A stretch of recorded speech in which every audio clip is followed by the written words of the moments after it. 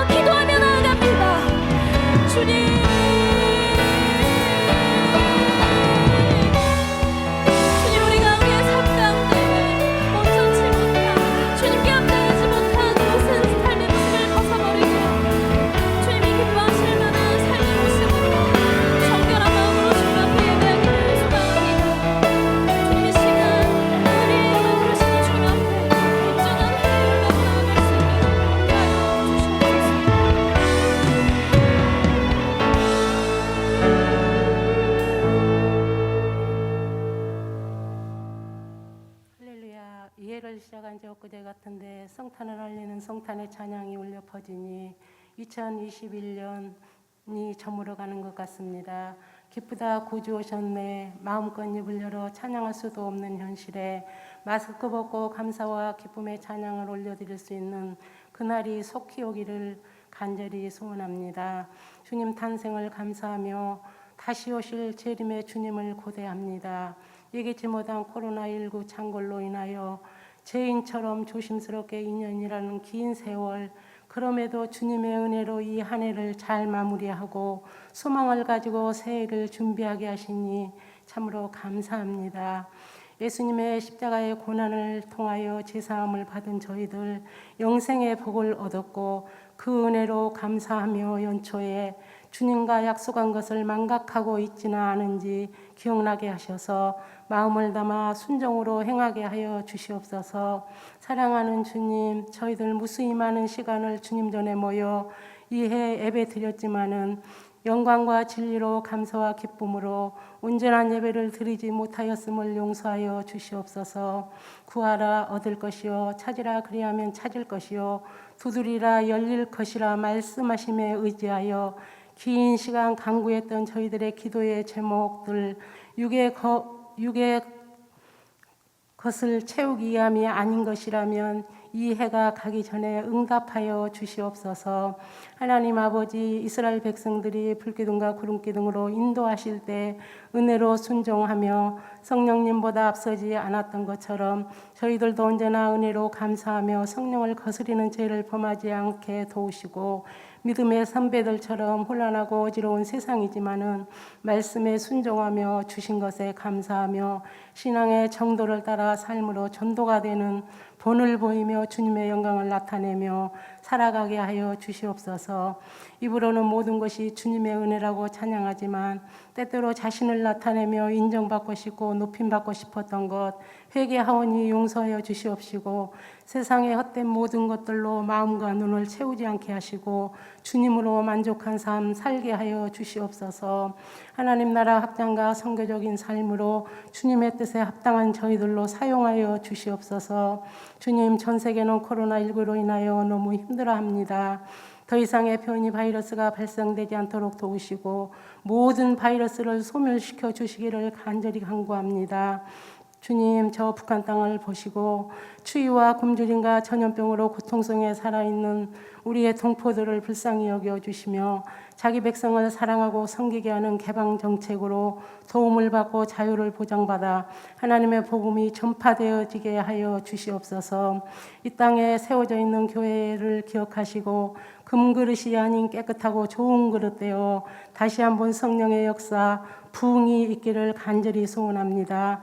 나라를 복음화시키며 어렵고 힘든 약자들을 살피며 낮아져 가장 선한 준비로 복음을 전하며 선교적 역할을 잘 감당하는 교회 되게 하여 주옵소서. 이 나라 이 민족 아버지 하나님 사랑하신 줄 믿습니다. 하나님 아버지 대선을 앞두고 있사오니 정직하고 깨끗한 국민이 믿고 존중할 수 있는 대통령이 세워지게 하여 주옵소서. 그리하여 공의와 정의가 강같이 흐르는 나라가 되고 국민이 인정받아 자신의 역할 속에서 꿈과 소망이 넘치는 나라가 되게 하여 주시옵소서. 주한장로교를 사랑하신 주님, 모든 성도님들의 기도에 용사가 되게 하시며 성령의 강력한 역사가 일어나게 하시고 민족과 열방을 위하여 사랑으로 하나 되는 주한교회 되게 하여 주시옵소서. 주님, 주 안에 많은 성도님들 원치 않는 질병과 일상 속의 고난 가운데 있습니다. 환우들을 불쌍히 여기시고 치료하여 주옵소서. 요와 라파의 은혜를 간증하는 역사가 있기를 간절히 소원합니다. 원로 목사님 신혼을 강건케 하시며 노년의 삶이 더욱 복되게 하시며 성령의 은혜로 평안을 누리게 하여 주시옵소서. 이 목사님 건강이 속히 회복되시길 간절히 기도합니다. 연약한 부분들 강건케 도우셔서 수많은 양무리들을 푸른 초장 실만한 물가로 인도하게 부족함이 없게 하옵소서. 부목사님들의 사역과 건강과 안전을 지켜주시고 맡겨진 사역을 통하여 주님을 기쁘시게 하며 가정도 축복하사 평안하게 하옵소서. 이제 말씀을 전하시는 장선민 목사님, 주님을 만난 삭개오라는 제목으로 말씀을 전하십니다. 말씀을 듣는 모든 성도님들 주님을 만나는 시간이 되게 하시며 목사님의 가정과 사역이 풍성한 하나님의 은혜로 평안하게 하옵소서. 이 시간 예배를 돕는 모든 주의 자녀들의 성김을 기억하시고 축복하여 주시옵소서. 이 모든 기도를 들으신 줄 믿사오며 우리를 죄에서 구원하신 예수님의 이름으로 간절히 기도드렸습니다. 아멘.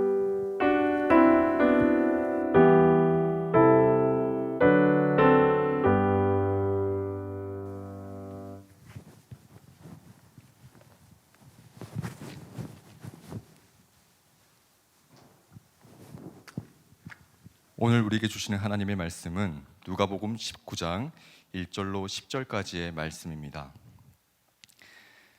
제가 가진 성경으로 신약성경 128쪽쯤 있습니다. 이제 하나님의 말씀을 봉독하겠습니다. 이 말씀을 봉독할 때에 살아계신 하나님의 음성을 다 함께 들으실 수 있기를 바랍니다. 하나님의 말씀입니다. 예수께서 여리고로 들어가 지나가시더라. 삭개오라 이름하는 자가 있으니 세리장이요 또한 부자라. 그가 예수께서 어떠한 사람인가 하여 보고자 하되 키가 작고 사람이 많아 할 수 없어 앞으로 달려가서 보기 위하여 돌 무화과 나무에 올라가니 이는 예수께서 그리로 지나가시게 되밀어라. 예수께서 그곳에 이르사 쳐다보시고 이르시되 삭개오야 속히 내려오라. 내가 오늘 내 집에 유하야 하겠다 하시니 급히 내려와 즐거워하며 영접하거늘 무사람이 보고 수군거려 이르되 저가 죄인의 집에 유하러 들어갔도다 하더라. 삭개오가 서서 주께 여짜오되 주여 보시옵소서. 내 소유의 절반을 가난한 자들에게 주겠사오며 만일 누구의 것을 속여 빼앗은 일이 있으면 내 갑절이나 갚겠나이다. 예수께서 이르시되 오늘 구원이 이 집에 이르렀으니 이 사람도 아브라함의 자손이로다. 인자가 온 것은 잃어버린 자를 찾아 구원하려 함이니라. 아멘. 이 시간 수요 예배에 나오신 우리 모든 성도님들을 사랑하고 환영하고 또 축복합니다. 우리 모든 성도님들 성령의 충만함을 받으십시오. 이 시간 이 말씀 가운데 성령께서 임재하셔서 우리에게 충만함을 더해 주실 줄로 믿습니다. 저에게는 두 자녀가 있습니다. 하나님께서 귀한 또 귀여운 그 딸과 아들을 주셔서 열심히 돌보고 있는 중입니다. 첫째는 3살짜리 딸인데요. 이 아이는 어릴 때부터 잘 울지도 않고 잘 자고 낯도 잘 안 가리고 누가 안아줘도 잘 자고 아주 순둥순둥한 아이였습니다. 저는 모든 아이들이 그렇게 순한 줄로만 알았습니다. 그런데 참 둘째가 나면서 많이 회개하게 되더라고요. 첫째를 볼 때에는 괜찮은데? 육아할 만한데? 힘들지 않은데? 지금 육아하시는 분들께 참으로 죄송하지만 지금 둘째를 키우며 많이 회개하고 있습니다. 지금 이 23개월 된 아들은 많이 예민합니다. 낯도 많이 가리고 잘 울고 잘 자지도 않습니다. 근래에는 많이 좋아졌지만 최근까지 2-3시간 간격으로 일어나서 어김없이 맘마를 찾고 드시고 주무십니다. 얼마나 예민했는지 이 엄마가 안아주지 않으면 엄마의 품이 아니면 절대로 안 잡니다. 계속 웁니다. 누가 안아줘도 웁니다. 아빠가 안아줘도 웁니다. 그래서 이 엄마가 안아줘서 이제 곧 잠이 들어서 살짝 내려놓는 그 순간에 곧 눈을 번쩍하고 뜹니다. 참 기가 막힙니다. 어떻게 아는지. 그때 저의 정신도 번쩍 들더라고요. 참 이 아이가 참 예민하지만 그 예민한 가운데 이 아이에게 발견하는 한 가지가 있습니다. 그에게 관찰력과 목표 설정이 있다라는 것입니다. 이 아이가 하나의 목표를 설정하면 그 목표를 아주 예민하게, 아주 섬세하게 관찰하기 시작합니다. 그리고는 그 목표를 절대로 바꾸지 않습니다. 하고 싶은 목표가 생기면 언젠가는 반드시 해야 하는 아이입니다. 예를 들어서 누나가 이렇게 놀고 있는 장난감이 있잖아요. 그런데 그 누나의 장난감이 좋아 보이는 거예요. 그러면 이제 그 장난감을 가지고 싶다고 생떼를 쓰기 시작합니다. 그러면 이 아들에게 저기 좀 보라고, 저기 더 재밌는 게 있다고, 저 장난감 가지고 놀라고 이렇게 시선을 다른 데로 돌리지만 이 방법도 소용이 없는 아이입니다. 무조건 이 누나의 장난감을 가져야겠다는 것입니다. 그 다음엔 협상에 들어갑니다. 아무리 설득하고 누나가 먼저 가지고 놀았으니까 누나 먼저 가지고 놀고 그 다음에 가지고 놀자, 이렇게 설득해도 소용없습니다. 감정적으로 호소하고 이해시키는데도 불구하고 정말로 놀랍게도 그 아이는 똑같은 말을 반복합니다. 그래서 결국 힘센 누나의 장난감을 가져오지 못하면 누나가 그 장난감을 내려놓고 다른 데로 가기를 기다렸다가 이제 그 장난감에 다시 와서 가지고 놀고야 마는 그런 아들입니다. 그러면 세상을 다 가졌다는 듯이 행복한 표정으로 가지고 놀고 있습니다. 사실 이 장난감이 대단한 것도 아닌데 이 장난감을 가지고 노는 시간보다 그 장난감을 기다린 시간이 더 많은데도 불구하고 이 아들은 왜인지 모르지만 아주 기뻐하며 아주 행복해합니다. 그런 아들을 보면서 내리는 결론은 이 아이의 성장에는 정말로 올바른 목표 설정이 필요하겠다는 것입니다. 올바른 목표만 설정되면 뭔가를 해도 끝까지 할 아이라는 것입니다. 사실 이 아이에게만 해당되는 것일까요? 어디 이 아이에게만 목표 설정이 필요한 것일까요? 우리의 모든 인생에는 올바른 목표 설정이 필요합니다. 그 목표를 예민하게 관찰하고 섬세하게 감찰하고 그리고 그 목표 설정이 반드시 필요하다는 것입니다. 만약에 사람의 마음에 잘못된 목표가 있다면 어떻게 될까요? 자신도 힘들고 어려울 뿐더러 주변 사람들도 불편하게 만들고 또 도망치게 만들 것입니다. 특히 높은 지위를 가진 사람이나 권력을 가진 사람이 잘못된 목표를 위해서 앞뒤 살피지 않고 좌우 살피지 않고 아무것도 듣지 않고 나아간다면 그보다 위험한 일은 없을 것입니다. 오늘 말씀에 등장하는 삭개오가 그랬습니다. 이 삭개오, 여리고의 부자 세리장이었습니다. 여리고 부자 세리장. 그런 삭개오는 예수님이 오신다는 소문을 듣고 뽕나무라 하는 돌 무화과 나무를 향해 올라갔습니다. 오늘은 뽕나무라 지칭을 할게요. 이 뽕나무에 올라갔을 때 삭개오는 예수님을 보게 되었고 예수님께서 삭개오야 내려와라, 내가 내 집에 유하겠다 하시는 말씀을 듣게 됩니다. 그리고 삭개오는 예수님을 모시고 식사하는 중에 놀라운 회개의 고백을 하게 됩니다. 그래서 교회 학교에서는 우리도 삭개오처럼 예수님 앞에 나아가 회개하고 새로운 삶을 살아야 된다고 그렇게 말씀을 전합니다. 우리 교우분들도 참 많이 들은 삭개오의 말씀이죠. 오늘 이렇게 익숙한 삭개오의 이야기를 통해서 세 가지의 질문으로 하나님의 은혜를 나누고자 합니다. 우리 교우분들도 이 시간 함께 질문해 보셨으면 좋겠습니다. 첫 번째 질문은 삭개오는 왜 뽕나무에 올라갔을까입니다. 그리고 두 번째는 삭개오는 왜 뽕나무에서 내려왔을까? 세 번째는 삭개오는 어떻게 놀라운 변화를 이루었을까? 이 세 가지의 질문인데요. 기억하실 수 있으시겠죠? 네. 함께 이렇게 대답하게 하면서 말씀을 나눠보도록 하겠습니다. 당시 삭개오의 배경을 살펴보면 여리고에 있는 세리장 또한 부자였습니다. 따져보면 이 세 가지, 여리고, 세리장, 부자, 이 세 가지는 정말 예수님을 만나기 정말로 어려운 조건입니다. 먼저 이 여리고 지역은 요단 서편의 핵심 지역입니다. 기후가 아주 따뜻하고 샘과 오아시스가 많아서 고대 때부터 발달한 대도시고요. 지중해 연안과 연결하는 길목이자 요단 서쪽의 넓고 비옥한 평야지대를 연결하는 중요한 위치였습니다. 그래서 군사적으로 또 경제적으로 아주 주목받는 대도시였습니다. 종려나무의 성읍이라고 불릴 만큼 아주 기름지고 풍요로운 지역이었습니다. 이런 도시에서 세리장을 맡고 있는 아주 유능한 사람이 바로 삭개오인 것입니다. 그는 지배국인 이 로마의 녹을 받으면서 유대 땅으로 들어오는 물품에 대한 통관세를 걷는 일을 했습니다.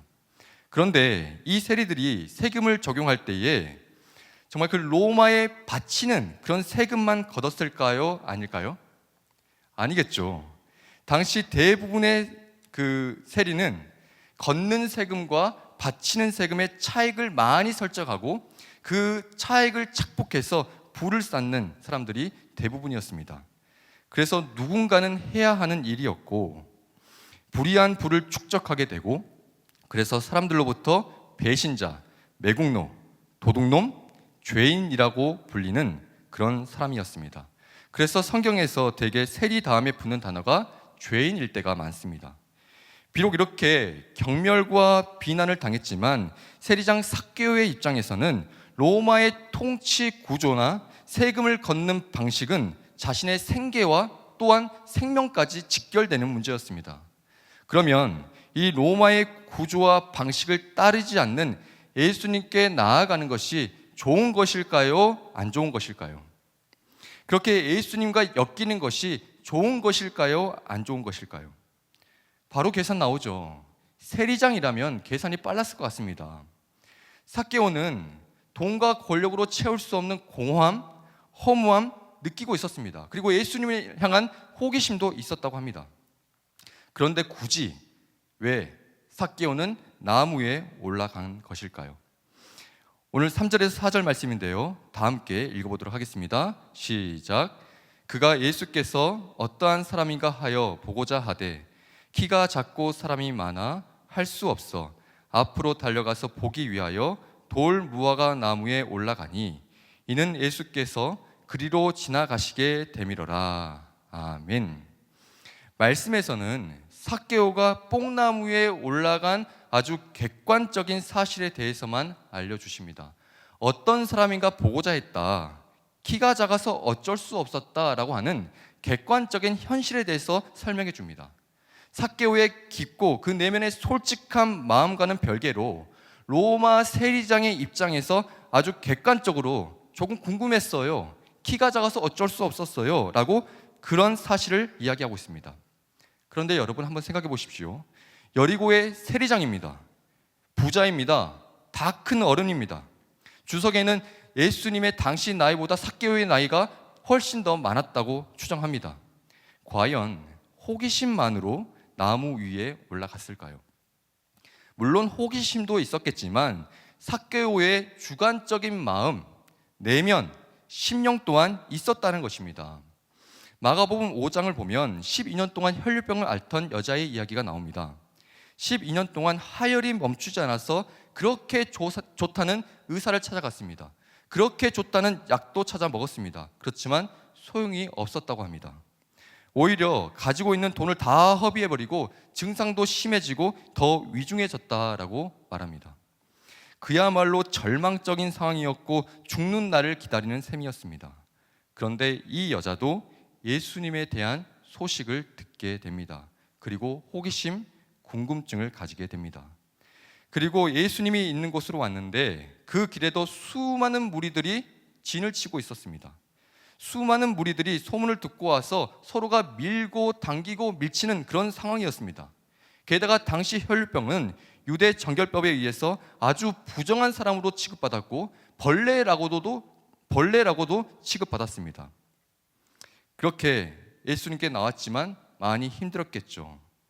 이 혈류병자와 접촉할 시에는 이제 사람들도 자신도 부정해진다고 생각했기 때문에 가까이 오기라도 하면 경멸과 비난과 무시와 멸시를 쏟아붓는 그런 시대였습니다. 그런 시선과 비난, 경멸, 상처, 아픔 12년 동안 이어온 것입니다. 그런데 이 여자가 체면과 자존심은 고사하고 사람들에게 끼어서 밀리고 치이는 그 순간을 고사하고 모든 비난과 경멸을 받아가면서 예수님께로 엉금엉금 조금씩 다가갑니다. 그리고 예수님의 옷자락이라도 만져야겠다는 심정으로, 예수님이 아니면 절대로 안 된다는 그 심정으로 예수님께 엉금엉금 다가갑니다. 사람들에게 밟히기도 했고 사람들에게 치이기도 했고 밀치기도 했지만 이 혈류병을 앓던 여자는 기어코 그 예수님께로 가까이 나아갔습니다. 그리고 마침내 예수님의 옷자락을 스칩니다. 자, 이제 삭개오를 보십시오. 호기심이 있습니다. 돈과 권력도 채울 수 없는 공허함을 느끼고 있습니다. 그래서 예수님을 보고자 합니다. 간절함이 있습니다. 그런데 사람들의 경멸과 비난, 그 무시 멸시를 견뎌낼 힘은 없습니다. 그 정도의 간절함은 없습니다. 부자 세리장의 체면을 내려놓을 정도로 강렬한 목표 의식도 없습니다. 로마의 녹을 먹고 있는 사람으로서 예수님이 아니면 절대로 안 된다, 내 인생에 예수님이 전부다, 그런 강한 확신도 없습니다. 그냥 적당한 거리에서 간절함, 그냥 적당한 거리에서 호기심, 관망, 구경, 갈등들이 이 삭개오의 마음속에 복잡하게 있는 것입니다. 보통 세리장 삭개오가 나무에 올라간 것으로도 대단하게 여기지만 정말 뽕나무 위에 있는 삭개오에게 예수님이 아니면 절대로 안 된다는 절박함이 있었을까요? 그 정도로 절박하지 않았다는 것입니다. 삭개오가 의지할 만한 게 있습니다. 돈도 있었겠고 권력도 있었고 유능한 사람입니다. 의지할 만한 것이 있습니다. 이게 바로 삭개오와 혈류병자의 차이입니다. 지금 삭개오는 호기심과 간절함 사이에서 수많은 갈등과 고민, 염려 가운데 뒤엉켜버린 생각 속에서 자신의 돈, 권력, 자존심, 삶의 방식 등을 적당히 지키면서 호기심을 해소할 정도로 예수님을 볼 수 있는 최선의 방법이 바로 뽕나무였던 것입니다. 제가 보기에는 삭개오가 머리가 참 좋았던 것 같습니다. 자신의 유불리를 정확히 판단해서 이 정도의 거리면 되겠지, 이 정도의 거리면 내 것도 지키고 호기심도 해소되겠지, 그런 계산이 있었던 것 같습니다. 혹시 여기에도 뽕나무에 올라가신 분이 계시지는 않나요? 예수님과 세상 사이에서 갈등과 고민하는 가운데 뒤엉켜서 주저하고 머뭇거리는 분이 계시지 않나요? 예수님을 만나고 싶은 마음이 있으면서도 예수님을 만나면 체면을 구기고 뭔가 손해볼 것 같아서, 나의 삶의 방법이나 나의 고집들이 방해받을 것 같아서, 어쩌면 때로는 경멸과 비난의 대상이 될 것 같아서 예수님과 나 사이에 거리를 두고 계신 분이 있지는 않나요? 어쩌면 자신의 잘못된 목표가 전혀 성경적이지 않은데도 불구하고 어쩔 수 없다, 객관적인 사실을 들이대며 뽕나무 위에 올라가신 분이 계시지는 않나요? 그러면 이제 내려올 때입니다. 이제는 그러면 이 12년 혈류병을 앓던 여자처럼 예수님께 엉금엉금 기어서라도 예수님의 옷자락을 붙들어야 될 때입니다. 왜냐하면 그런 우리를 예수님께서 찾아오시기 때문입니다. 그런 우리를 예수님께서 사랑하시기 때문입니다. 부르시기 때문입니다. 예수님의 그 사랑, 저 십자가의 사랑, 우리의 생각에서 축소시키지 마십시오. 저 사랑은 크고 위대하신 사랑, 전능하신 사랑입니다. 전능하신 능력이 있는 사랑입니다.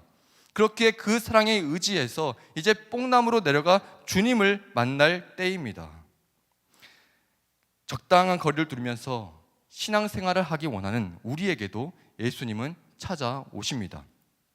예수님은 삭개오도 찾아오셨습니다. 오늘 5절에서 7절 말씀인데요, 다 함께 이 말씀을 읽어보겠습니다. 시작. 예수께서 그곳에 이르사 쳐다보시고 이르시되 삭개오야 속히 내려와라, 내가 오늘 내 집에 유하겠다 하시니 급히 내려와 즐거워하며 영접하거늘 무슨 사람이 보고 수군거려 이르되 저가 죄인의 집에 유하려 들어갔도다 하더라. 아멘. 이렇게 뽕나무 위에 올라간 삭개오를 보면서 예수님께서 말씀하십니다. 삭개오야 속히 내려와라, 오늘 내 집에 유하겠다고 말씀하십니다. 이 말씀을 듣고 삭개오의 태도가 급격하게 달라집니다. 이 말씀을 듣고 이 삭개오가 얼마나 기뻤던지 나무에서 급히 내려와서 예수님을 모시고 자기의 집에 가게 됩니다. 급히 내려와 즐거워하며 영접하거늘, 이 네 단어로만 구성된 6절 말씀 속에 삭개오가 얼마나 기뻤는지를 알 수 있습니다. 그때부터는 삭개오와 예수님 사이에서 거리라고는 찾아볼 수가 없습니다. 너무 즐거운 나머지 죄인이라고 손가락질하는 사람들을 신경 쓰지 않고 예수님을 영접하고 극진하게 대접합니다. 주저하는 삭개오와 완전히 달라진 모습인 것이죠.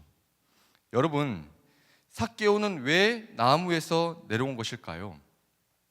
예수님께서 많은 말씀을 하신 것도 아닙니다. 그저 삭개오야 내려와라, 내 집에 유하겠다 말씀하신 것뿐입니다. 사실 엄밀히 따지면 이 말은 기분 나쁜 말일 수도 있죠. 있는 그대로만 보자면 갑자기 이름을 부르십니다. 그리고 내려와라 명령하십니다. 그리고 초청하지도 않았는데 너 집에 방문하겠다 그렇게 말씀하십니다. 얼마나 황당할 수 있겠습니까? 그런데 이 말씀을 넓게 묵상해 보면 삭개오를 향한 예수님의 위대하고 크신 계획을 알 수가 있습니다. 사실 19장의 삭개오의 이야기는 이전에 18장부터 시작되었습니다. 시간 되시는 분은 아마 18장부터 읽어보셔도 좋을 것 같습니다. 18장에는 이런저런 이야기가 참 많지만 요약하자면 이렇게 됩니다. 하나님께서 밤낮으로 부르짖는 자들을 선택하신다는 이야기, 바리새인들에게 정죄당하고 경멸당하지만 하나님께서 세리의 기도를 들으신다는 이야기, 큰 재물을 쌓은 부자가 하나님의 나라에 들어가기 어렵다는 이야기, 어린 아이와 같이 하나님의 나라를 받아들이고 즐거워하는 사람을 예수님께서 용납하신다는 이야기가 바로 이 18장에 나와 있습니다.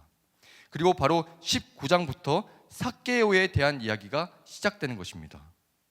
18장의 예수님의 말씀과 이 19장의 삭개오에 대한 이야기가 오버랩되지 않나요?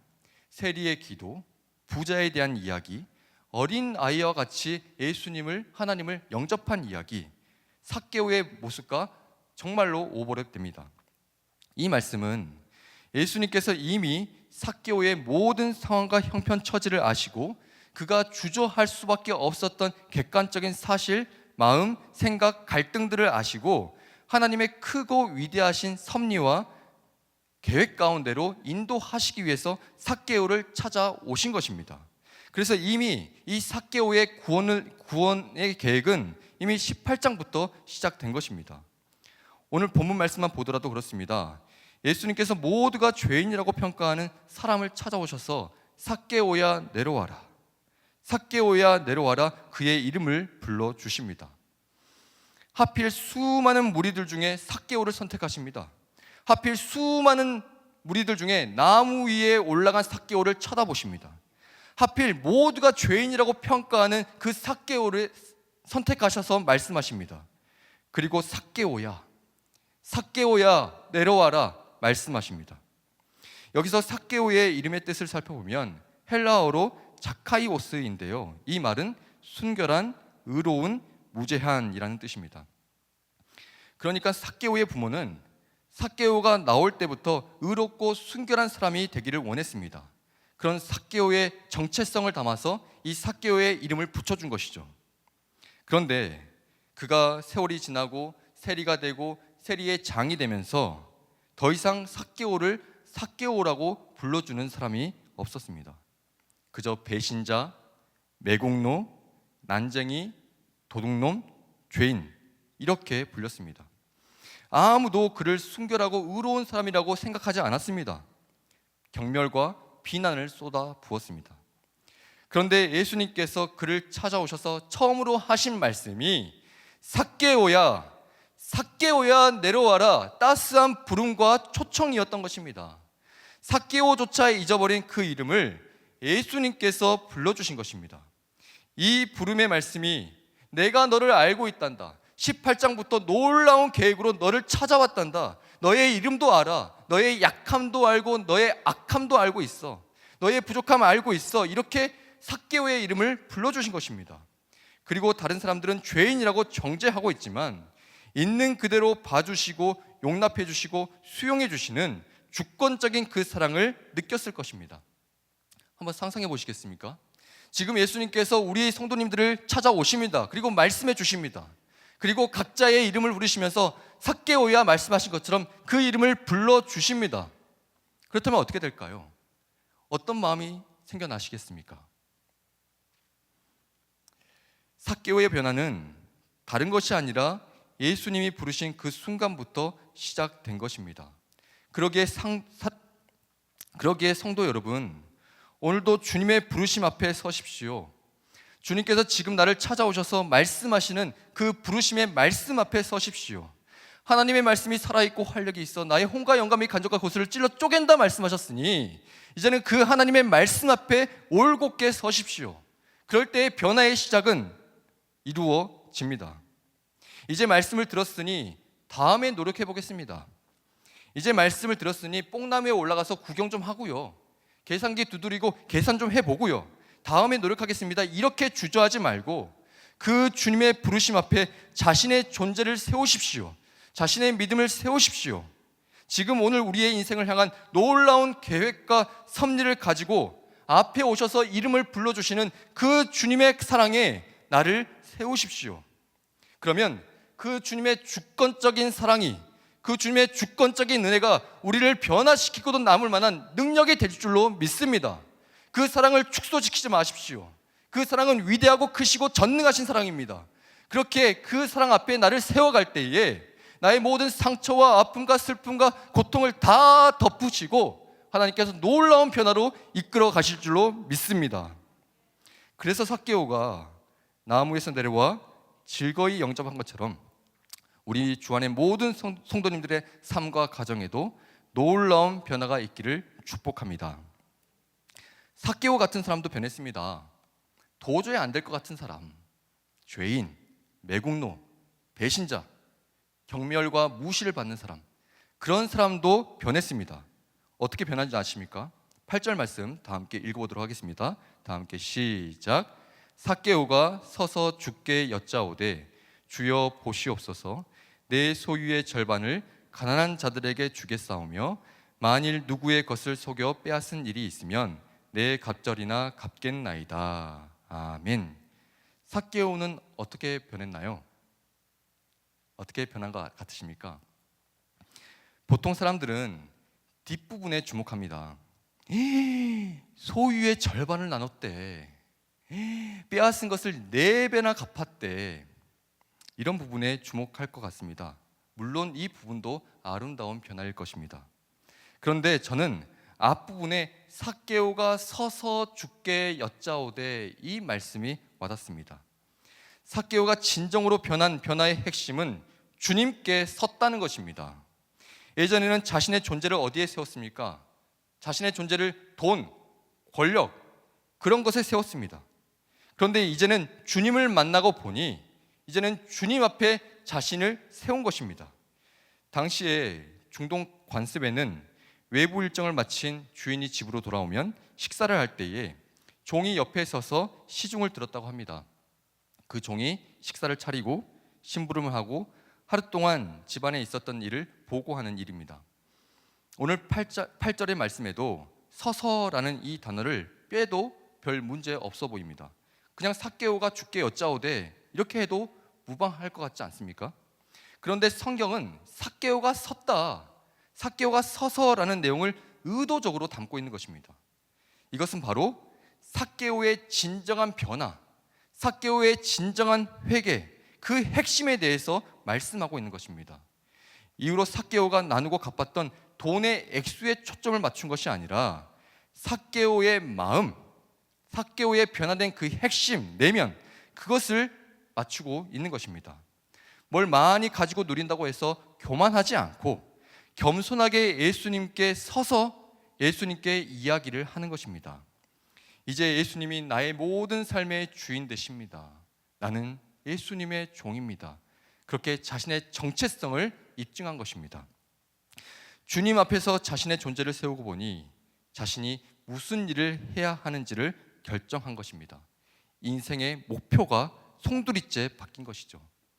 예전에는 돈 하면서 돈과 권력 위에 자신을 세웠다면 이제는 주님을 만나고 주님 앞에서 자신을 세우고 보니 그 인생의 목표가 완전히 뒤바뀐 것입니다.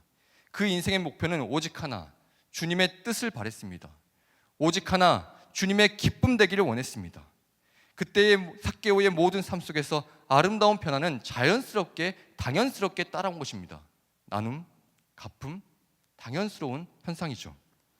가난하고 소외되고 연약한 자들을 돌보며 상처받은 이웃들을 돌보는 그런 일을 하기 시작했습니다. 그런 삭개오를 보시면서 예수님께서 말씀하십니다. 9절과 10절인데요. 9절과 10절도 다 함께 읽어보겠습니다. 시작. 예수께서 이르시되 오늘 구원이 이 집에 이르렀으니 이 사람도 아브라함의 자손이로다. 인자가 온 것은 잃어버린 자를 찾아 구원하려 함이니라. 아멘. 예수님께서 이 삭개오의 집에 구원이 이르렀다 말씀하시며 구원을 선포해 주셨고 이 사람도 아브라함의 자손이다 입증해 주셨고 더 나아가 예수님께서 이 땅에 오신 이유를 삭개오를 통해서 보여주심으로 이 삭개오의 모습을 통해서 구원의 역사에 동참하게 하셨습니다. 삭개오, 길을 잃어버린 삭개오, 어디로 갈지 방황했던 삭개오, 그 마음에 복잡하고 미묘한 심정으로 뒤엉키고 설켜버린 그 삭개오, 그 인생에 꼬여버린 그 삭개오, 예수님께서 그를 불러주실 때에 그의 모든 마음이 변했고 이렇게 놀라운 축복을 받았던 것입니다. 여러분, 아무것도 없는 사막에서 길을 잃어버리면 어떻게 해야 하는지 아십니까? 제가 교회 학교에서 우리 초등학생들에게 물어봤더니 핸드폰으로 119에 신고를 하면 된대요. 참 현실적입니다. 객관적입니다. 실제적입니다. 그러면 핸드폰이 없다면 어떻게 해야 될까요? 사막에서 길을 잃어버리면 계속 앞으로 나아가면 안 된다고 합니다.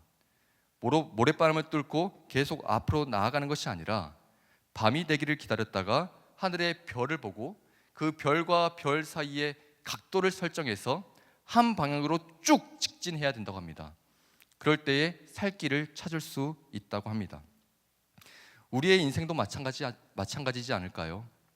우리의 인생도 길을 잃어버렸을 때, 길을 찾지 못해서 헤매일 때, 복잡해서 꼬이고 엉켜버린 그 인생 가운데 계속 걸어갈 것이 아니라 잠시 멈춰서 하늘을 봐야 됩니다. 하늘의 말씀의 각도를 설정해서 한 방향으로 쭉 직진할 때에 구원의 길을 찾을 수 있는 것입니다. 말씀의 각도로, 저 영원하신 사랑의 각도로 우리의 삶의 목표를 설정해 나갈 때에 우리의 길 가운데 살 길을 찾을 수 있다는 것입니다. 혹시 여기에도 삭개오처럼 숱한 고통과 상실과 갈등으로 길을 잃어버린 분이 계십니까? 정말 주님이 기뻐하시는 순결한 삶을 살고 싶어 하지만 또 그렇게 치열하게 노력하고 몸부림치지만 잘 안 되는 분 계십니까? 정말 주님을 만나고 싶어서 새로운 삶을 살기를 원하는 분이 계십니까? 그렇다면 다시 한번 주님의 부르심 앞에 서십시오. 다시 한번 저 주님의 놀라운 사랑 앞에 자신을 세우십시오. 이 세상에서 자신의 존재를 규명하고 세울 것이 아니라 주님께서 사랑하신다는 그 말씀 앞에 자신을 세우십시오. 그때부터 놀라운 변화가 시작될 줄로 믿습니다. 예수님께서 분명히 말씀하십니다. 내가 잃어버린 자를 찾아 구원하러 왔다. 너희 인생 가운데 잃어버렸니? 너희 인생 길을 잃어버렸니? 내가 너희들을 위해서 왔다라고 말씀하십니다. 그러니 이 말씀에 의지하여, 이 사랑에 의지하여 오직 주님 앞으로 직진하십시오.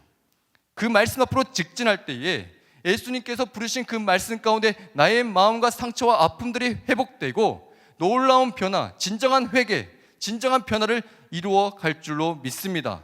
그 축복과 그 은혜가 우리 모든 성도님들의 삶에 가득가득 넘치기를 축복합니다. 다 함께 찬양하기를 원하는데요. 주님 다시 오실 때까지라는 찬양입니다. 이 찬양을 함께 부르면서 주님, 제가 이 좁은 길, 이 어려운 길 절대로 포기하지 않겠습니다. 누가 뭐라고 해도 내 마음에 어떤 마음이 있더라도 오직 주님만 바라보면서 내가 사랑하는 주님이 만왕의 왕이시고 내가 사랑하는 주님이 영광의 왕이시다 그렇게 선포하며 나아가길 원합니다. 주님 도와주시옵소서. 주님 함께하여 주시옵소서. 그 마음을 가지고 다 함께 주님 다시 오실 때까지 찬양합니다. 다 함께 주님 다시 오실 때까지.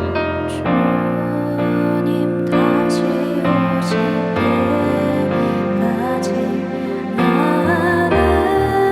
이 길을 가리라. 좁은 문 좁은 길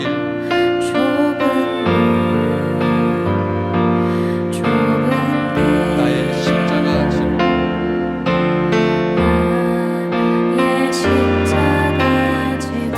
나의 가는 이 길 끝에서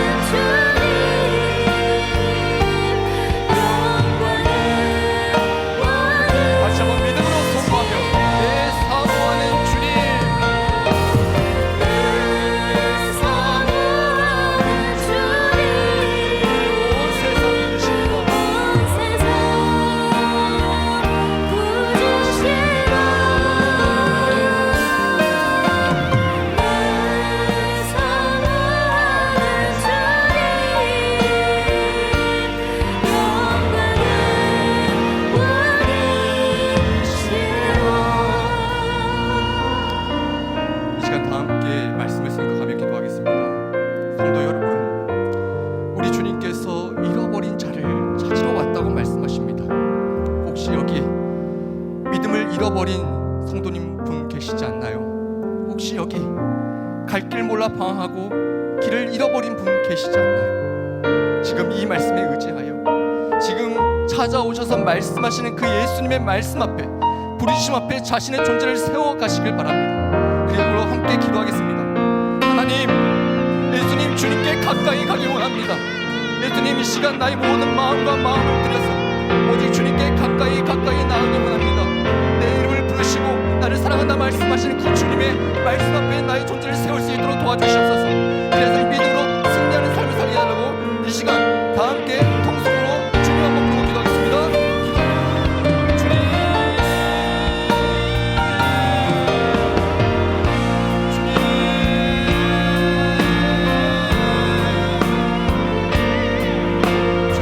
부족하고 연약하지만 주님께서 부르시고 있습니다. 아버지, 인생길 가운데 책임져 주시고 그러면 더욱더 믿음으로 승리하는 삶, 주님의 부르심 앞에 올곧게 서는 모든 성도들 될 수 있도록 주님 도와주시옵소서. 그분의 삶 가운데, 가정 가운데 주님의 말씀을 세워나가며 내가 사모하는 주님이 무엇을 도우시라고 주님이 하시는 모든 성공한 인생이 될 수 있도록 주님 도와주시옵소서. 주님 도와주십시오. 이 시간에는 독특한 손으로 믿으면서 주님만을 의지하는 사람으로 주님 도와주십시오. 주님 함께하여 주십시오.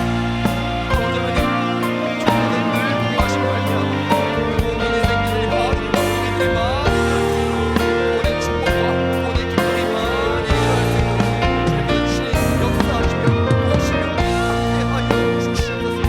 아버지께서 주님은 늘 동행하셔서 주님 앞에서나 사람 앞에서나 아름다운 복된 인생이 될 수 있도록 주님 도와주시옵소서. 함께하여 주시옵소서. 주님께서 늘 동행하셔서 그 인생들이 하나님의 아름다운 말씀을 이루는 인생 되도록 주님 도와주시옵소서.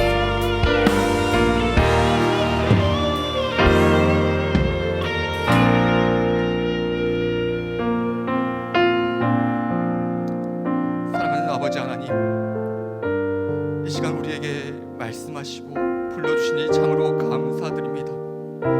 나의 모든 존재와 나의 모든 마음들이 오직 주님 앞에 올곧게 서게 하여 주시옵소서. 참으로 부족하고 연약합니다. 이 시간 나의 모든 부족함과 연약함을 주님께 아뢰드립니다. 주님께서 다 알고 부르셨사오니 우리의 이름도 알고 우리의 마음과 형편과 처지, 우리의 모든 상황도 아시는 주님, 우리의 모든 마음을 주장하여 주셔서 오직 주님 앞에 나아가며 주님을 붙들며 주님의 사랑을 붙잡고 오직 저 십자가 앞에 나아가는 우리 모두가 될 수 있도록 주님 도와주십시오. 주님 함께하여 주시옵소서. 그리하여서 한 주간도 모든 것이 하나님의 은혜입니다. 모든 것이 하나님의 도우십니다. 그렇게 고백하며 내가 사랑하는 주님이, 내가 사모하는 주님이 영광의 왕이십니다. 만왕의 왕이십니다. 그렇게 은혜와 구원의 기쁨이 넘쳐나는 삶이 되게 하여 주시옵소서. 감사드리고 우리 주 예수님의 이름으로 기도드립니다. 아멘. 이제는 우리 구주 예수 그리스도의 은혜와 아버지 하나님의 영원하신 사랑과 보혜사 성령님의 충만하신 임재가 주님을 만나고 구원의 기쁨으로 살기를 원하는 여기 모인 하나님의 권속들과 현장과 영상으로 예배드리는 주안의 모든 성도들 머리 위에, 각 가정과 처소와 직장과 일터 위에, 주안교회와 한국교회 위에, 이 나라와 이 민족 위에 이제로부터 영원토록 함께 하옵시기를 간절히 축원하옵나이다. 아멘.